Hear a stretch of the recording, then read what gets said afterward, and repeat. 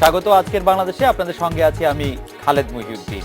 দুই নেত্রীর টেলিফোন সংলাপের কথা এখন মোটামুটি ভাবে সবাই জানে, কারণ এটা প্রচারিত, এই রেকর্ড প্রচারিত হয়েছে গণমাধ্যমে। ফোনালাপ ও তার প্রকাশ্য প্রচারে চমৎকৃত হয়েছে জাতি, কিন্তু সমঝোতা ছাড়া সবই বিফলে যাবে এটা বুঝতে বিশেষজ্ঞ হতে কাউকে। আজকের আলোচনার শিরোনাম তাই, কি চমৎকার গেল।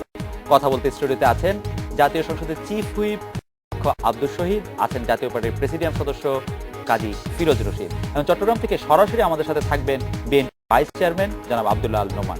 স্বাগত।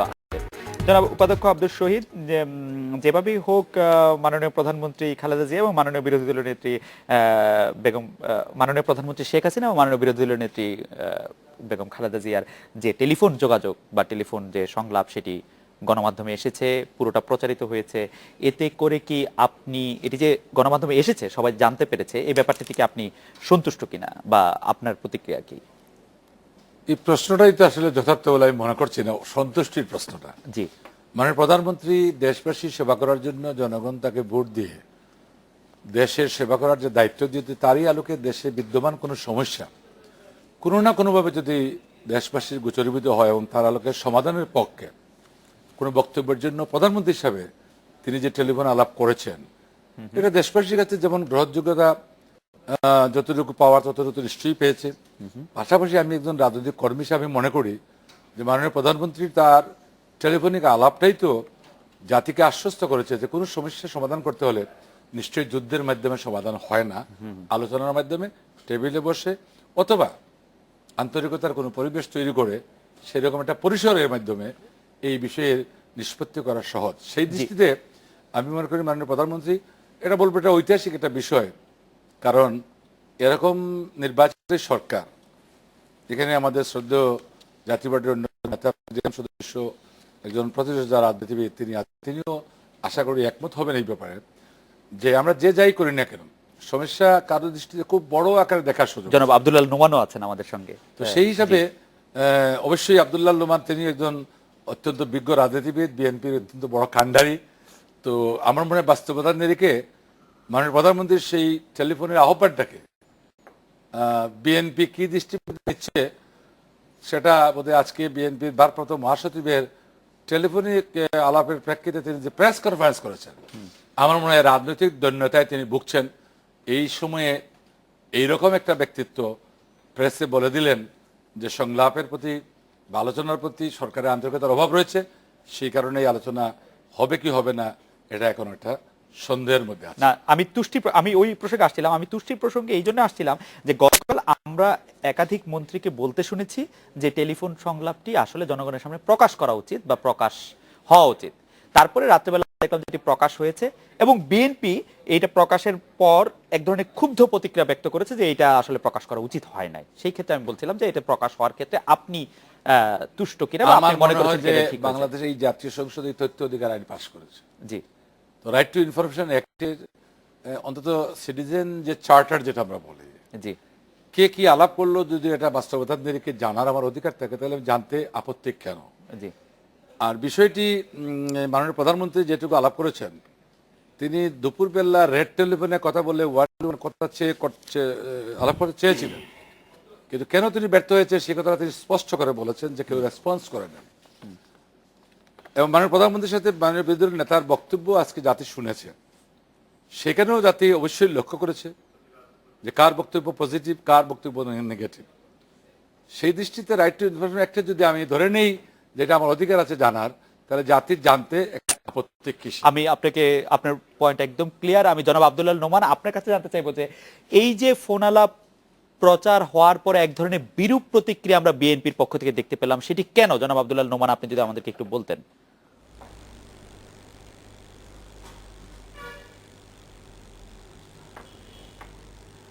ধন্যবাদ আপনাকে আজকের এই অনুষ্ঠানে আমন্ত্রণ জানাবার জন্যে। আমি মনে করি যে আজকে যে জাতীয় সমস্যা আমাদের, এই জাতীয় সমস্যার সমাধানে একটা সংলাপ প্রয়োজন, আলোচনা প্রয়োজন। এটা আমাদের নেত্রী বেগম খালেদা জিয়া দীর্ঘদিন ধরে বলে আসছেন, আন্দোলনে হোক অথবা সংলাপে হোক, আমাদের যে দাবি, এই দাবি সরকারকে মানতে হবে।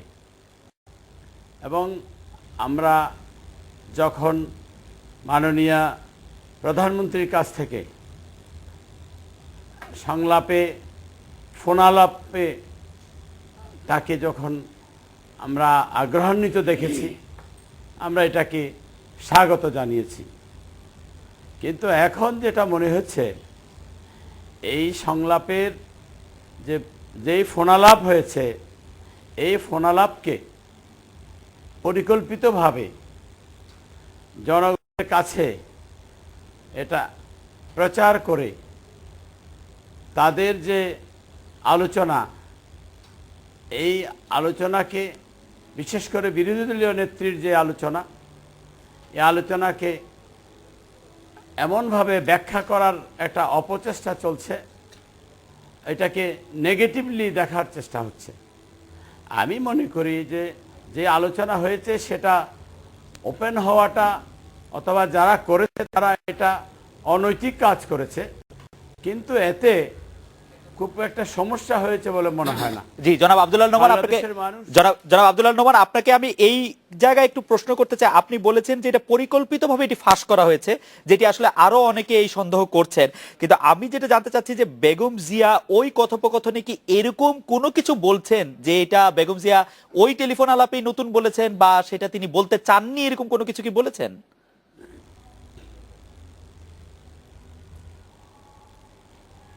না, আমি মনে করি যে দেশনেত্রী বেগম খালেদা জিয়া যে আলোচনা করেছেন, এটা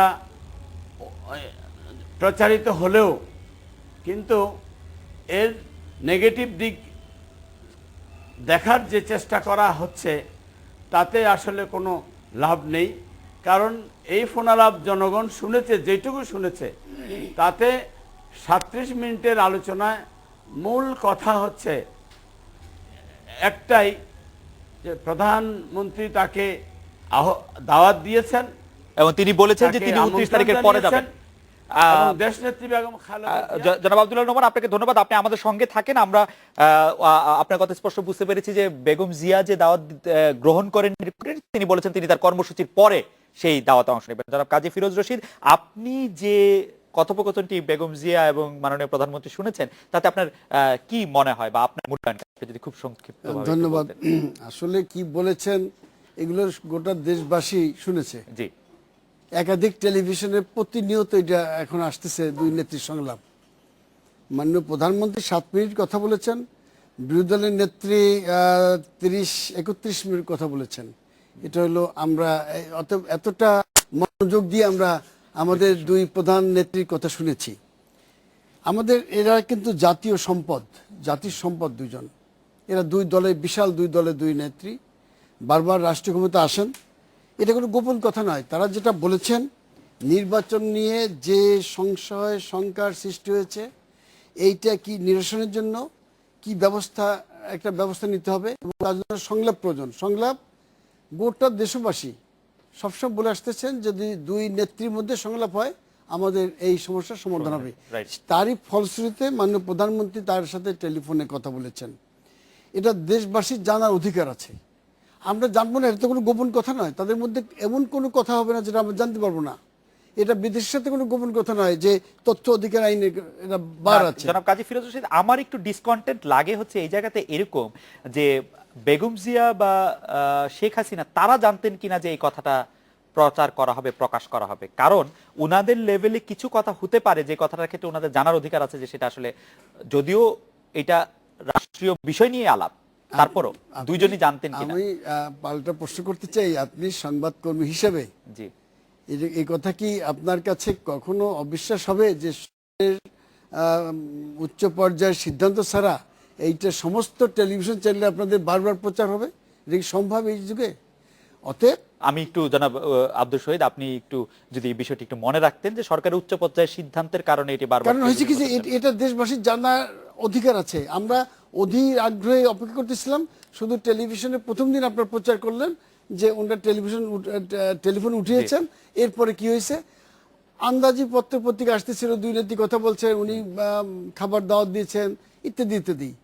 কিন্তু আমাদের মনে অধীর আগ্রহে আমরা অপেক্ষা করতেছিলাম যে দুই নেত্রীর মধ্যে এমন কি কথা হলো যাতে দেশবাসী আমরা আশ্বস্ত হতে পারলাম না, কারণ 3 দিন হরতাল কিন্তু হয়ে গেল। আমাদের মাননীয় বিরোধী দলের নেতা উনি অ্যানাউন্স করলেন যে আমি 2 দিন আলটিমেটাম দিলাম, 2 দিনও না, 1 দিনের একটু বেশি, যে এর মধ্যে আপনি আমাকে সাফ জানিয়ে দেবেন জি যে এই নির্বাচন নিয়ে আপনি যদি জি, সমঝোতা মানে আসেন, আমি কন্টেন্টে আসার হরতাল আগে দিব। আমি একটি প্রশ্ন করার লোভ সামলাতে পারছি না জনাব কাজী ফিরোজ হোসেন, সেটি হচ্ছে যে যদিও আপনারা মহাজোটের অন্তর্গত, কিন্তু আপনারা বর্তমানে আসলে সরকারের উপর অনেক বেশি ক্রিটিক্যাল, অনেক কিছু নিয়ে আপনারা সমালোচনা করে থাকেন। একটা নিরপেক্ষ অবস্থান থেকে এই দুই নেত্রীর আলোচনার ক্ষেত্রে আপনি কাকে কত পয়েন্ট দিবেন?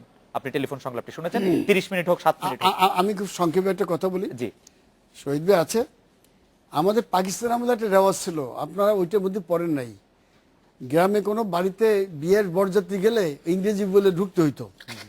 গ্রাম আল্লাহরা নিয়ে আসতো শিক্ষক বা যারা ইংরেজি বলতে পারে, কলা গাছ দিয়ে গেট সাজিয়ে রাখতো, ইংরেজি বলা শুরু হইতো, যে দল পারবে ওরা ঢুকে দেবে, না হলে টাকা দিয়ে মিষ্টি দিয়ে ঢুকতে হইতো। এমনি একটা অবস্থার মধ্যে আমার পড়তে হইলো, আমি তো ক্লাস 10-এ পড়ি, তো গেছি বন্ধুর বড় ভাইয়ের বিয়ে, এর মধ্যে কয়েক যে ওরা ইংরেজি পড়ার লোক দাঁড়িয়েছে, তোমাদের ইংরেজি বললে ঢুকতে হবে, ইংরেজি জানি না। কারণ আমাকে জোর কে করেছে, এখন তোমার কিছু বলতে হবে, আমি কিছু জানি, তুমি কবিতা জানো ইংরেজি, আমি এখন মনে নেই, না কবিতা পড়ো, এসে জানি তাই পড়ো। তা এখন ওনারা আমাকে জিজ্ঞেস করছে, এখন বুঝি যে তোমরা কেন আসছো, তোমাদের পারপাস কি আসার, তোমার নাম কি, তুমি এখানে কেন, এটা জিজ্ঞেস বারবার করছে ভদ্রভাবে। এসে বলে ছাত্র ছিল, জি আমি নাম বলি বিব্রত করবো না, উনি এখনো আছেন। জি আমি চোখ বুঝে বিসমিল্লাহ কই আমার যত ইংরেজি জান আমি বলে ফেললাম 1 মিনিটে। আর উনি যত স্টপ করতে চাচ্ছে স্টপ, কিন্তু আমাকে কি বলে, নিজ দিয়ে বলে বলে বলে তার স্লোগান দিয়া গেট ভেঙে ঢুকে গেল সব, যে আমাদের বাচ্চা ছেলেটা জিতেছে ইংরেজি বলে, ওরা পারে নাই। এখানে এই সংলাপ আমার কাছে সেই ধরনের মনে হয়েছে। আপনি কি নম্বরের প্রসঙ্গে আসবেন? ওই যে কে কত নম্বর নম্বর বললাম, পেয়েছেন? যে নম্বর তো হয়ে কে- গেছে, কে- কে কত নম্বর পেয়েছেন? অর্থাৎ আমি যে কথা বললাম এক জি। নিঃশ্বাসে 3-4টা কবিতা উড়িয়ে ফেললাম, আমার দলের লোকটা বরযাত্রী আল্লাহরা কলা গেছে গেট ভেঙে ঢুকে গেল বলে যে আমরা জিতে গেছি। আমার মনে হয় যে আপনি এখানে অবস্থা আপনি অনেক ইঙ্গিতপূর্ণ কথা বলছেন। আমি একটু জনাব আব্দুল আল নোমানের দৃষ্টি আকর্ষণ করছি। জনাব আব্দুল নোমান, আমি যে প্রশ্নটি আসলে জনাব আব্দুল শহীদের কাছে জানতে চাইবো, আপনিও এই ব্যাপারে আপনার মতামত নিশ্চয়ই রাখবেন। আমরা একটা বিরতি নেওয়ার পরে সেই মতামতটি শুনবো। আমার প্রশ্নটি হচ্ছে, জনাব আব্দুল শহীদ, আমাদের মাননীয় প্রধানমন্ত্রীর মূল উদ্দেশ্য কি হরতাল উইথড্র করানো ছিল নাকি সংলাপটা করানো ছিল? মাননীয় বিরোধী দলের নেত্রী যখন বারবার বলছেন যে আমি 29 তারিখের পরে সংলাপ করতে রাজি আছি, আপনি সেই পরে কোনো একটা ডেট দেন, কিন্তু উনি তখন বলছিল যে আপনি হরতাল উইথড্র করেন, এবং এই বলেই বক্তব্যটি শেষ হলো। হরতাল উইথড্র যে হবে না সেটি তো বোঝা গিয়েছিল, তারপরে তিনি সংলাপের ব্যাপারে চূড়ান্ত দাওয়াতটি কেন দিলেন না? এটি একটি প্রশ্ন। আমরা বিরতির পরে এই প্রশ্নটির উত্তর আপনার কাছ থেকে শুনবো। এবং জনাব আব্দুল আল নোমান, আপনি নিশ্চয়ই আমার প্রশ্নটি শুনেছেন, আপনার কাছ থেকে আমি মতামত শুনবো যে হরতাল উইথড্র করাটাই মূল উদ্দেশ্য ছিল নাকি সংলাপটা মূল উদ্দেশ্য। আমরা একটা বিরতি নিচ্ছি।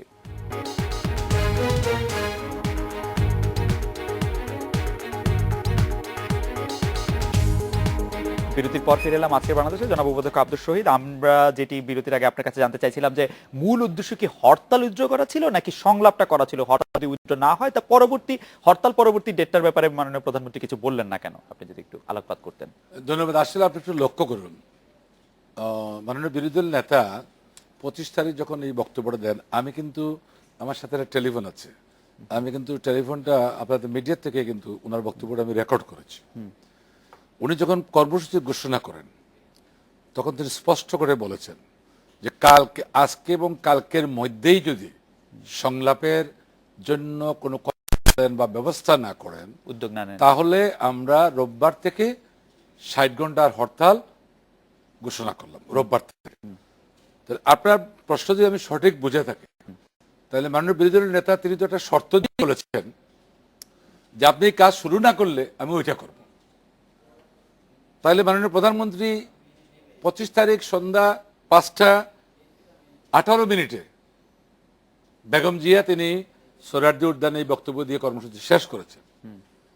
আর ঠিক পরের দিন 26 তারিখে দুপুরে একবার ফোন করে যখন রেড টেলিফোনে কথা বলতে পারেন নাই, ঠিক 6টার পরে 6:20 বা 21 মাননীয় প্রধানমন্ত্রী যখন ফোন করলেন, সেই ফোনটা তারই বিশেষ সহকারী শিমুল বিশ্বাসের ফোনে, মোবাইল ফোনে কথা বলতে গিয়ে তিনি তো অবশ্যই দেওয়ার প্রেক্ষিতে তিনি বলেছেন যে আপনার কথা অনুযায়ী আমি আপনাকে আমন্ত্রণ করলাম, আমরা আলোচনায় বসবো, সংলাপ করব এবং সমস্যার সমাধানের জন্য আমরা বসে আমরা কাজ করব।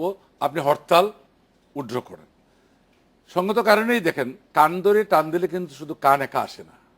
আমি আপনাকে দাওয়াত দিলাম, আপনি যে শর্ত দিলেন আমাকে, your precondition is that if I can open a discussion for resolution of the problems. If I fail to do this, that means a 60 days hartal. Right. এই ব্যাপারে আমি আপনার সাথে সম্পূর্ণ একমত, কিন্তু জনাব উপাধ্যক্ষ আব্দুল শহীদ, আপনি এখন দেখবেন যে আওয়ামী লীগের পক্ষ থেকে আজকেও বলা হয়েছে যে সংলাপটা চাই, আমরা চাই সংলাপটা চাই। তো ওইখানে যখন মাননীয় বিরোধী দলীয় নেত্রী তার হরতালটি প্রত্যাহার করতে রাজি হলেন না এবং তিনি একটি তারিখ চাইলেন যে 29 তারিখের পরে বা 28 তারিখের পরে আপনি একটি তারিখ দেন, তখন মাননীয় প্রধানমন্ত্রী তারিখটি কেন দিলেন না? এটা তো পরিষ্কার যে উনি হরতাল উদ্যোগ করছেন না, কিন্তু উনি একটা তারিখ দিলেন না কেন? 28 তারিখ আমন্ত্রণ তো করলেন, তারিখ দিলেন না কিভাবে? সে 28 তারিখ বাদে আর কি হরতাল। আমি তো, আপনি বোধহয় মার্কেন্টাইল ল পড়েছেন? মার্কেন্টাইল ল পড়ি। ল পড়েন না, আমি জার্নালিজম ছাত্র। জি, জার্নালিজম ছাত্র। জি, মার্কেন্টাইল লতে বা ল কন্ট্রাক্ট আছে, এগ্রিমেন্ট কিভাবে হয়, কন্ট্রাক্ট কিভাবে হয়। when somebody makes an offer to others, উনি যখন ফিডব্যাক করে বলে yes I am agreed, there is an agreement. If not, there is no agreement. Then someone agreed to come to comply with the offer, then there will be something either in writing or in any way, it's called contract. So prime minister যখন ওনাকে invite করলেন আপনি আসুন, তো উনি তার ইনভাইটটা হচ্ছে offer, এবং বলছেন কয় তারিখ, যে আমি 28 তারিখে আপনাকে আসুন, আমরা রাতে আমরা দুজনে আমরা খাবো এবং অন্যান্য নেতৃবৃন্দে খাবো। তো অফারটা তো উনি গ্রহণই করে নাই, অফার তো কমিউনিকেট হলো না, উনি তো বলেন করেন নাই। আমি এই ব্যাপারে একটু জনাব আব্দুল্লাহ আল নোমান আপনার দৃষ্টি আকর্ষণ করছি যে উনাকে একটি অফার দেওয়া হচ্ছে, কিন্তু উনি সেই অফারটি গ্রহণ করেন নাই এবং হরতালের পরে যে কোনো সময় আসবেন উনি বলেছেন। এখন আপনাদের তরফ থেকে এই উদ্যোগ নেওয়া হবে কিনা, কবে আপনারা যেতে চান সেটি বলবেন কিনা, জনাব আব্দুল্লাহ আল নোমান?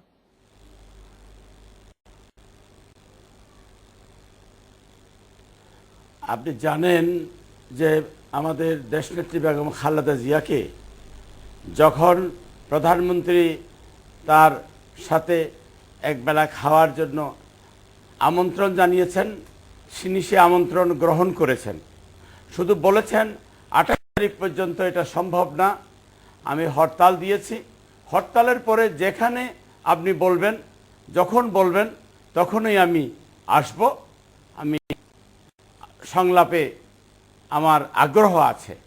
কিন্তু এই ব্যাপারে উত্তর দিতে গিয়ে বারবার প্রধানমন্ত্রী শুধু বলছেন যে আপনি আসেন, আপনি আসেন, কিন্তু 28-এর পরে যে একটা তারিখ নির্ধারণ করে দিতে পারতেন সেটা কিন্তু প্রধানমন্ত্রী দিলেন না। জি জনাব আব্দুল্লাহ নোমান, এই বিষয়টি আমি বলছিলাম, কিন্তু আপনার কাছে আমি জানতে চাইবো যে এখন আপনাদের পক্ষ থেকে ফোন করে একটি নতুন তারিখ আপনারা নিবেন কিনা, যে মাননীয় বিরোধী দলীয় নেত্রী ধরা যাক যে 31 তারিখে যাবেন বা 1 তারিখে যাবেন, এরকম একটি তারিখ আপনারা নিচ্ছেন কিনা বা নিবেন কিনা? মাননীয় প্রধানমন্ত্রী আপনাদেরকে একটি তারিখ দিয়েছেন, এখন আর নতুন তারিখটি আপনাদের পক্ষ থেকে বলবেন কিনা? জনাব আব্দুল শহীদ একটি বিষয় অ্যাড করতে যাচ্ছেন। জনাব আব্দুল্লাহ নোমান, আমি আপনার মাধ্যমে আপনি নিশ্চয়ই শুনেছেন জনাব আব্দুল্লাহ নোমান, আব্দুল শহীদ আপনার জনাব আব্দুল শহীদ একটি কথা বলতে চাচ্ছেন আপনার সঙ্গে। জি, আমি উনাকেই আপনার মাধ্যমে বলতে চাই যে উনি যে কথাটা বলছেন যে মাননীয় প্রধানমন্ত্রী একটা তারিখ দিয়েছেন, উনি তারিখ গ্রহণ না করলে সঙ্গত কারণে যে কোনো একজন বোকা হলে বলবে উনি রিজেক্ট করেছেন। হরতাল কি উপহার দিয়েছে? বিএনপি যে হরতালটা আহ্বান করেছে, 18টা প্রাণহানি ঘটেছে। এই প্রশ্নটা হচ্ছে উনাদের উনি যে 28 তারিখকে উনি গ্রহণ না করে তিনি 29 তারিখ পর্যন্ত এই হরতালের কারণে জাতি যে সমস্ত মানে কি বলে কয়েকটা প্রাণ হারিয়েছে, এর দায়টা কে নিবে? জনাব আব্দুল্লাহ নোমান, আমরা আসলে ওই প্রশ্নটি জানতে চাই যে আপনি নতুন করে কোন একটা তারিখের ব্যাপারে বলবেন কিনা।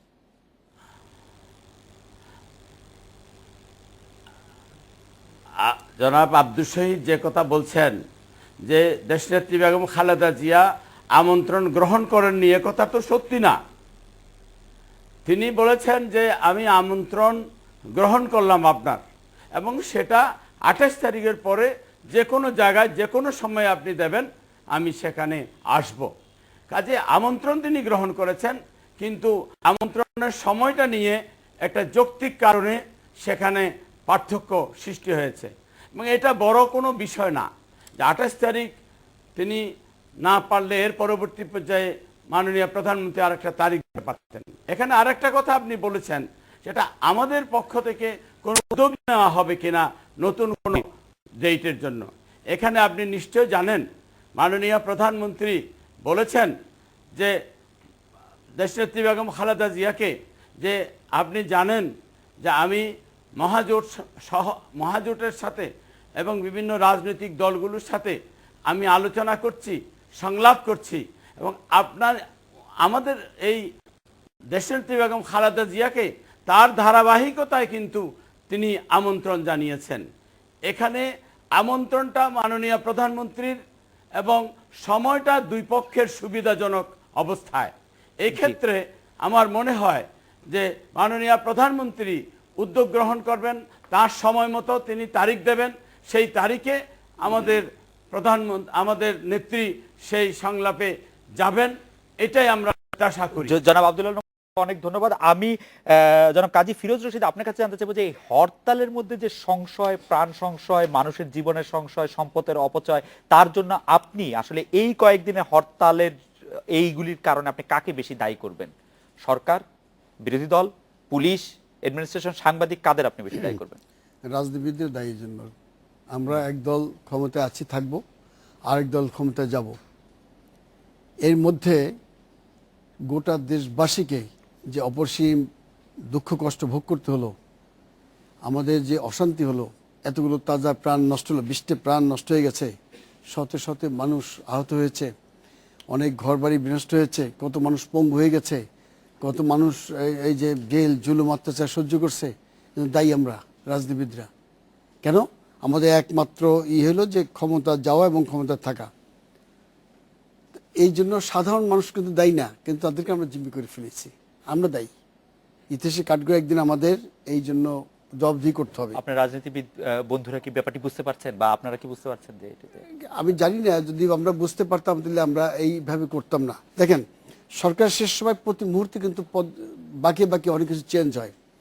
বেগম জিয়া তার একদিন আগে উনি বললেন যে আমাকে 2 দিন টাইমের মধ্যে আমাকে জানাতে হবে, তারপর উনি হরতাল ডিক্লেয়ার করলেন। এই 2 দিনের মধ্যে কিন্তু আমাদের মাননীয় প্রধানমন্ত্রী কি আমন্ত্রণ জানালেন। এখন উনি, এটা হতে পারে ওনার যুক্তিকে আমি একদমই 100% সঠিক করলাম যে উনি তখন 3 দিনে বিশাল হরতাল, এত বড় আয়োজন, উনি সব কিছু শেষ করছেন এবং তখন আর ব্যাক করা খুবই কঠিন। তারপরেও এমন একটি অবস্থার মধ্যে, সহনীয় অবস্থার মধ্যে যাওয়া উচিত ছিল যাতে আমরা এই হরতালের পরপরই আবার একটি সংলাপ শুরু করতে পারি। কিন্তু অত্যন্ত দুর্ভাগ্যজনক, আমরা আমাদের 2 মহান নেত্রীর মধ্যে যে সংলাপ আমরা দেখলাম, যেটা আপনাদের টেলিভিশনের কল্যাণে আমরা দেখতে পেলাম, শুনতে পেলাম, এটা কালকে এটি প্রথম পুরো পুরো। তারপরে আমি 18 নিউজে আমি 2 বার দেখেছি, অন্যান্য টেলিভিশনে হচ্ছে। তখন এটা আমাদের জন্য দুর্ভাগ্যজনক, এই আলোচনা কিভাবে হবে।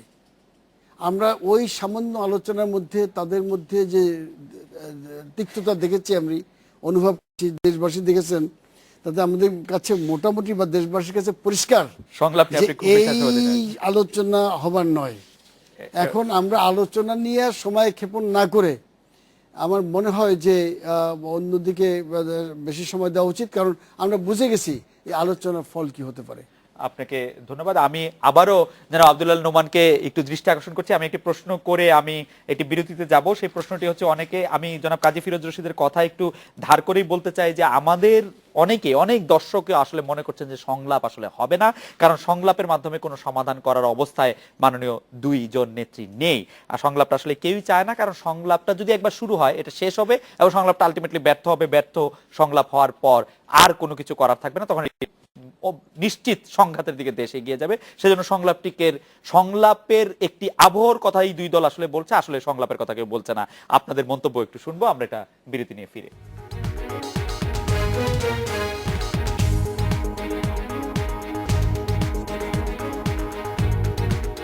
বিরতির পর ফিরে এলাম আজকের বাংলাদেশে। জনাব উপাধ্যক্ষ আব্দুল শহীদ, আমরা বিরতির আগে আপনার কাছে জানতে চাইছিলাম যে সংলাপ আসলে কোনোভাবেই সফল হবে না, কারণ 2 নেত্রী এবং 2 দল, তাদের 2 জোট, তাদের নিজস্ব অবস্থানে অটল। সেই জন্য সংলাপটি অকারণেই দেরি করা হচ্ছে বা হবে না। দেরি করার বিষয়টা তো এখন আমাদের অ্যাকাউন্টে আসতেছে না, যেহেতু মাননীয় প্রধানমন্ত্রী সংলাপের জন্য বিরোধী নেতাকে যখন আহ্বান করেছে এবং আপনি একটু আগে বলেছেন যে টেলিফোনিক ডিসকাশনটা জাতি জানতে পেরেছে, এই জানাটা কতটুকু বাস্তব এবং কতটুকু যথার্থ। অবশ্যই যথার্থ, যেহেতু ফিরোজ ভাই যে কথাটা বলছেন জানাটা অপরাধ নয়। তো সেখানে কিন্তু আপনারা শুনেছেন ওই পার থেকে কিন্তু বারবারই বলা হচ্ছে যে আপনি এই দাবিটা মেনে ফেললেই তো আলোচনায় বসতে পারে। তো since you are imposing some condition, আপনার কন্ডিশন মানলে তো আমি আলোচনার জন্য আপনাকে আহ্বান করার কোনো যুক্তি থাকতে পারে না। আই ক্যান ডিক্লেয়ার যে this are the things I admitted to the fact, but Sheikh Hasina since she is the Prime Minister of the Republic, of course she must follow the Constitution. If he supersedes the Constitution, that means she will be no longer the Prime Minister of the না, country. এই ক্ষেত্রে সংলাপ ব্যর্থ হওয়ার প্রশ্নটা আসে আমাদের যে- পক্ষ থেকে ব্যর্থ হওয়ার কোনো সুযোগ নেই। ওনারা আসলে কারণ আসলে দাওয়াত দিয়েছেন, ওনারা সংবিধানই সংশোধন করতে বলছেন। আমি আপনাকে বলতেছি জি। উনি আইসা টেবিলে আইসা যদি বলে যে আমি আপনার সাথে যেহেতু আপনি দাওয়াত করেছেন, দাওয়াতকে সম্মান করতে এসেছি, আপনি এখন উনিই বন্ধ করতে পারে মাননীয় প্রধানমন্ত্রীকে যে আমি কয় তারিখ আসবো। আমি বলছিলাম আপনি তো আমার সাথে একমত যদি হন না বা আপনি দাওয়াত দিয়েছেন, আমিও একমত হই নাই, আপনি বলেন আমি কখন আসবো। রাইট, তার মানে আপনি সংলাপটি সফল হওয়ার একটি সম্ভাবনা দেখেন। আমরা মনে করি যে আলোচনা করলে কি সমাধান হবে সেটা পরের কথা। মানে আপনারা আপনাদের জায়গা থেকে একটু একটা সরবেন। মিটিং এ বসলে তো এজেন্ডা এটা ঠিক করে আলোচনা শুরু। জি। এজেন্ডার সব কি পজিটিভ হয় না, আপনারা তাহলে আশা করছেন যে সংলাপটিতে যদি আমরা হয়- আজকেও বলেছি জি। প্রেসের মাধ্যমে যে আমরা সংলাপ করতে চাই, সংলাপের জন্য প্রস্তুত। সেই ক্ষেত্রে আপনাদের নিজেদের অবস্থান থেকে যে একটু সরে আসতে হবে সেই ব্যাপারে কি আপনারা সচেতন আছেন কিনা, সেটা সরে আসার বিষয় তো এখনো বা আপনারা আশা করছেন যে আপনারা বিএনপি কে কনভিন্স করতে পারবেন? আপনারা যদি সরে না- প্রশ্নটা হচ্ছে আমার মনে হয় যে এটা তো বিতর্কের বিষয় না, এটা বিতর্কের বিষয় না, এটা Between আলোচনা। খালেদ মহিউদ্দিন আর জি। আব্দুল শহীদের মধ্যে ডিবেটের কোনো স্কোপ নাই, Right.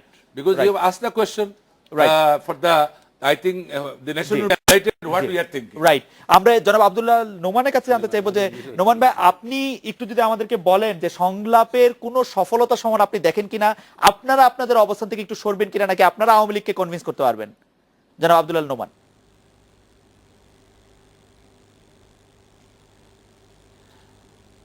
ফোনালাপ হচ্ছে সংলাপের জন্য, এবং সেই ফোনালাপ নিয়ে এখন বিশাল একটা বক্তব্য প্রধানমন্ত্রীর দল তৈরি করছেন।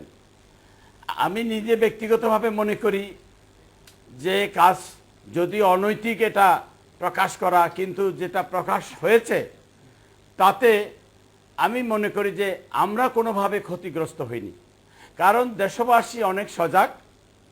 এই ফোনালাপ জনগণ শুনেছে এবং সেই জায়গা থেকে জনগণ সিদ্ধান্তও নিতে পারবে।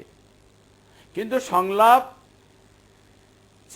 প্রয়োজন, এবং আমরা বলেছি আন্দোলনে সংগ্রামে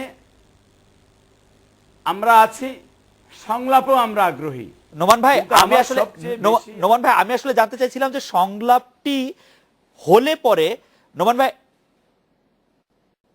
সংলাপটি হলে পরে সেই সংলাপের সাফল্য নিয়ে আপনি আশাবাদী কিনা?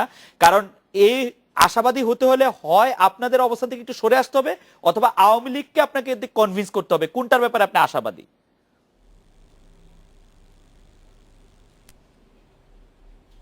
না, আমি যেটা মনে করি সংলাপ হওয়া প্রয়োজন, এবং সংলাপের মধ্য দিয়ে দুই দল বা দুই জোট সেখানে তাদের অবস্থান সম্পর্কে কোনো না কোনো একটা জায়গায় ফয়সালা করতে পারবেন, এবং যেখানে ফয়সালা হবে না সেটা কোন পয়েন্টে হবে না সেটাও জাতি জানতে পারবে। জনাব আব্দুল্লাহ নোমান, আপনাকে কাজেই- অনেক ধন্যবাদ।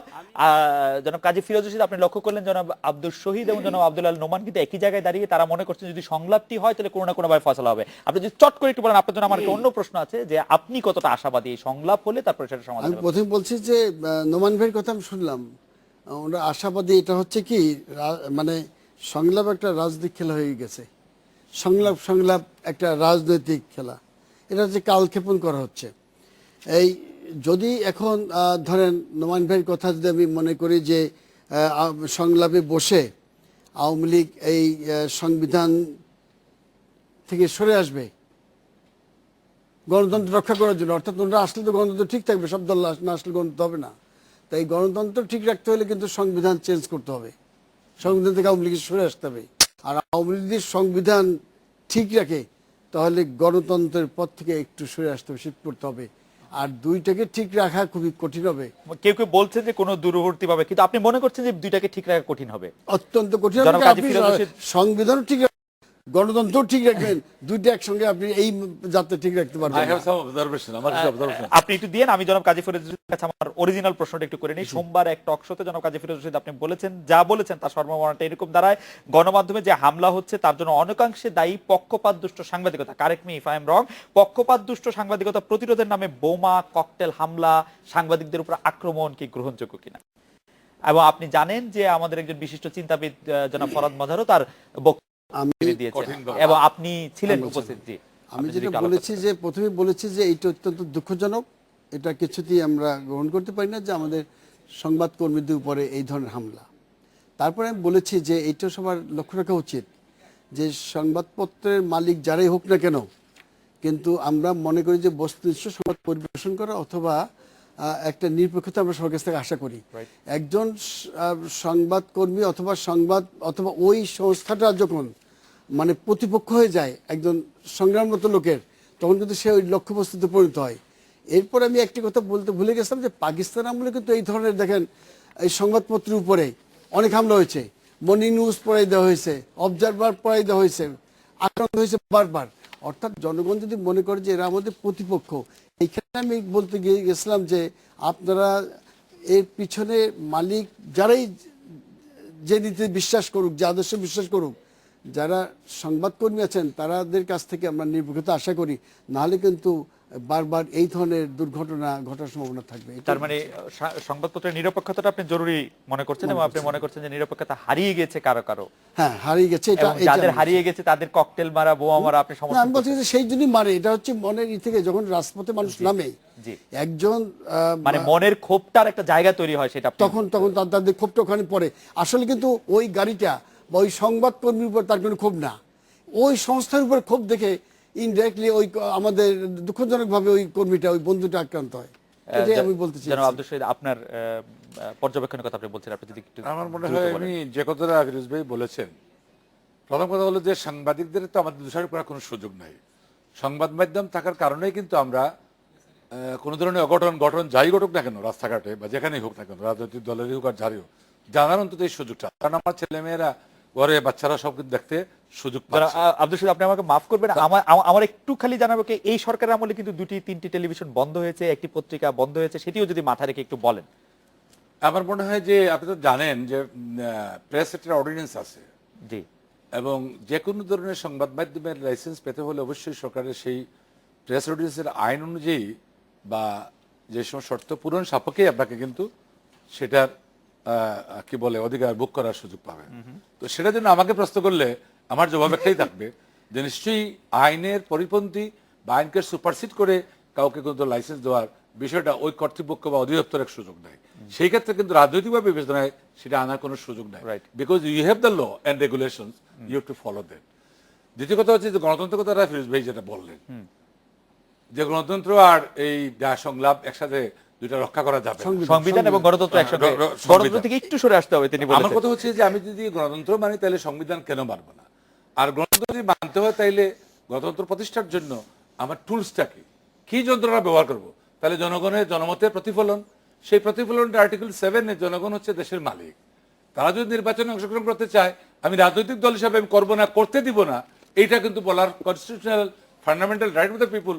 সেখানে কোন রাজনৈতিক দলকে কেউ দেয় নাই। শহীদ ভাই, আবারও যে আমি আপনাকে করতে দিব না। শহীদ ভাই, আবারও আপনাকে বিনয়ের সাথে আমি বলতে চাই যে গণতন্ত্রের জন্যই অনেক সময় সংবিধান না মানার আমাদের প্রয়োজন হয়েছিল। আমি 1996 সালের কথা মনে করে দিতে চাই, গণতন্ত্রের জন্যই আমরা সংবিধানের ত্রয়োদশ মানে 90-তে ইয়াটা আমাদের করতে হয়েছিল, মানে 90-তে যেটা আমাদের 90-তেও তত্ত্বাবধায়ক সরকার ব্যবস্থা গণতন্ত্র রাখার জন্য গণতন্ত্র রাখার জন্য সংবিধান সংবিধানের থেকে 2-3টি সংবিধান সংশোধনী আনতে হয়েছিল। আমরা তা আমি কি এটার ব্যাপারে একটু এক্সপ্লেইন করতে পারবো? আমরা কি একটা বিরতি নিয়ে ফিরে আসি? তাহলে আপনি একটু এক্সপ্লেইন করে তারপরে আপনি আমার বক্তব্য বলেন। জনাব আব্দুল আল নোমান, এই বিষয়ে আপনার বক্তব্য আমরা শুনবো এবং কাজী ফিরোজ রশিদের বক্তব্য শুনবো। আমরা একটা বিরতি নিচ্ছি।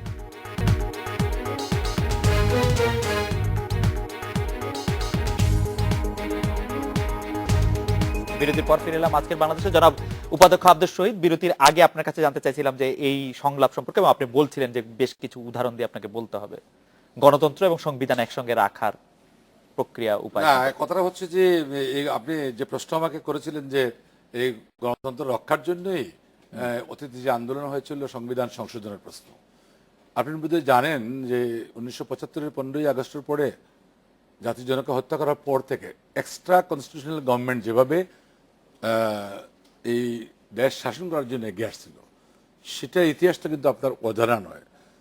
সেখানে জেনারেল জিয়া বা মেজর জিয়া এক পর্যায়ে তিনি নিজে সাইমকে সরিয়ে প্রধান সামরিক আইন প্রশাসক করলেন। তারপর কি হলো, জেনারেল এরশাদ সাহেব আসলেন 82 সালে মার্চে আসলেন, তিনি হলেন প্রধান সামরিক আইন প্রশাসক। তারপরে তিনি আবার জিয়াউর রহমান সাহেব 79 পার্লামেন্ট নির্বাচন করলেন, এরশাদ সাহেবও করলেন। এই যে একটা গণতন্ত্রের বিপক্ষের যে একটা ধারাবাহিকতা কনস্টিটিউশনাল আনকনস্টিটিউশনাল ইস্যু নিয়ে, সেটার ভিত্তিতে কিন্তু আমাদের গণতন্ত্র রক্ষার জন্য বঙ্গবন্ধু কন্যা শেখ হাসিনার নেতৃত্বে আন্দোলন করে 90-এর গণ আন্দোলনে আমরা কিন্তু সফল হয়েছিলাম। কিন্তু এর অর্থই না যে নির্বাচন করে বিএনপিকে একটু ক্রেডিট দিবেন না যে বিএনপি আন্দোলনে, হ্যাঁ, আন্দোলনে যারা আমাদের সাথে যোগ্যভাবে আন্দোলন করেছে আমরা তো বিচ্ছিন্ন ছিলাম না। জি জি। তো সেই কারণে সেই জিনিসটা মাথায় রেখে আমরা প্রায়শই বলি, when the politicians are very much conflict in their own interest, then they may course in the street. এটা হইতে পারে, আমার রাজনৈতিক আদর্শের প্রতি আঘাতপ্রাপ্ত হলে আমি রাস্তায় প্রতিবাদ করতে পারি, কিন্তু দেখতে হবে এই রাজনৈতিক আদর্শটা জনস্বার্থের পক্ষে না বিপক্ষে। তাই 90-এর গণ আন্দোলনের প্রেক্ষিতে কিন্তু 91-এ যে নির্বাচনটা হয়েছিল সংবিধানকে সাপ্রেস করে ঐক্যমতের ভিত্তি, জাতীয় ঐক্যমতের ভিত্তিতে, আজকে কিন্তু সংবিধান সেইভাবে কোন ধরনের ব্যবস্থা নেই, যার পৃথিবীর সব দেশেই এই ব্যবস্থা আছে, সরকার রেখেই নির্বাচন করা যায়। এবং মাননীয় প্রধানমন্ত্রী তো আহ্বানই করেছেন যে আসুন আমরা সকল রাজনৈতিক দলকে নিয়ে, তাহলে কেন বিএনপি, আওয়ামী লীগ, জাতীয় পার্টি এ সমস্ত সবাইকে নিয়ে দল গঠন করে আমরা একটা সরকার করে আমরা অন্তর্বর্তীকালীন সরকারের মাধ্যমে নির্বাচন করতে পারি। মানে এখন আমার শেষ কথা এটা, সেই ক্ষেত্রে মাননীয় বিরোধী নেতা যে কথাটা বললেন, আমি হিউমারের কথা বলবো না, এক্সপার্শনও বলবো না, যে আমি একটা সংক্ষিপ্ত একটা সংশোধন করে, হ্যাঁ, একজন মহিলা এমপিকে সিট করে দিয়ে এমপি বানিয়ে এই করা দিতে এই করা দিতে, এখন মহিলাকে পুরুষ বানাবো? আমাদের মহিলা আসন নির্বাচিত করার জন্য সংবিধানের নির্দেশনাকে অস্বীকার করার কোনো উপায় আছে? আমরা সেটা পারবো না। তাইলে এই ক্ষেত্রে আমার সাবমিশন হচ্ছে জাতির কাছে আপনার মাধ্যমে, যে বিরোধী দলের নেতা আমরা শ্রদ্ধা করি, তিনি 2বার প্রধানমন্ত্রী ছিলেন এবং পরবর্তীতে কি বলে একবার প্রধানমন্ত্রী হয়েছিলেন ফেব্রুয়ারি নির্বাচনে। তিনি কি একবারও বুঝলেন না? প্রধানমন্ত্রী যখন ফোনালাপ করলেন তিনি কথা একবার বললেন না, যেখানে সেখানে বসে আপনি যখন দাওয়াত দিয়েছেন আমি আপনার দাওয়াতের প্রতি শ্রদ্ধা জানিয়ে আসি, আলাপ করি। তারপরে যাতে জানতো যে আপনার রং না আমি রং, এই হচ্ছে আমার কথা। তাই বিরোধী দল কিন্তু এখন রাজনৈতিক দৈন্যতায় ভুগছে বিদায় এই আবুল তাবুল বকছে, কারণ স্বপ্ন দেখার দিবাস স্বপ্ন আর রাত্রির স্বপ্নের মধ্যে পার্থক্য। জনাব কাজী ফিরোজ রশিদ, আপনি যদি একটু যোগ করেন তাহলে আমরা একবারে জনাব আব্দুল আল মামুন। আমি যে কথা বলছিলাম ওখানে আমি থাকতে চাচ্ছি, আরো স্পষ্ট করে বলি, অবস্থা যেখানে দাঁড়িয়েছে এমনি যদি সবকিছু স্বাভাবিকভাবে চলতো এর থেকে ভালো আর কিছু হতো না, এর থেকে সুন্দর স্বপ্ন আর কিছু আমরা দেখতে পারতাম না। কিন্তু এখন তো দুঃস্বপ্ন দেখতেছি। এই যে গত 3 দিনে আমরা বললাম যে 20টি লাশ আমরা দেখলাম, 20টি তাজা প্রাণ হারিয়ে গেছে, কত মানুষ পঙ্গু হয়ে গেছে, কত মামলা মোকদ্দমা ঘর ছাড়া। আজকে দেখেন সম্পদের অনেক ক্ষতি হচ্ছে। আবার আমি বলতে চাচ্ছি, সংবিধান রাখতে হলে গণতন্ত্র থাকবে না, আর গণতন্ত্র রাখতে হলে ওই সংবিধান থেকে সরে আসতে হবে, একটু সরে আসতে হবে। জনাব আব্দুল আল নোমান, আপনি শুনছিলেন আমাদের দুইজন রাজনীতিবিদের বক্তব্য, আপনি যদি শেষ বক্তব্য দেন, আমাদের 1-1.5 মিনিট সময় আছে হাতে। জনাব আব্দুল আল নোমান।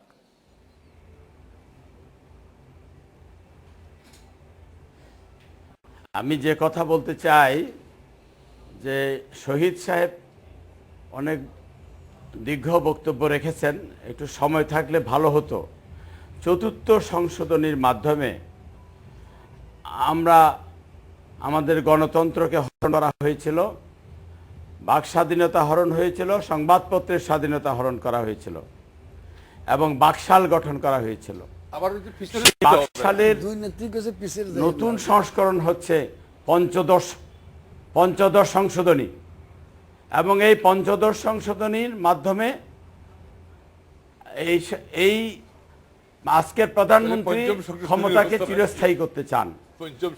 এবং যে কথাটা বারবার সংলাপের কথা বলতেছেন, সেই সংলাপে আমরা যে কথা বলতে চাই যে 4র্থ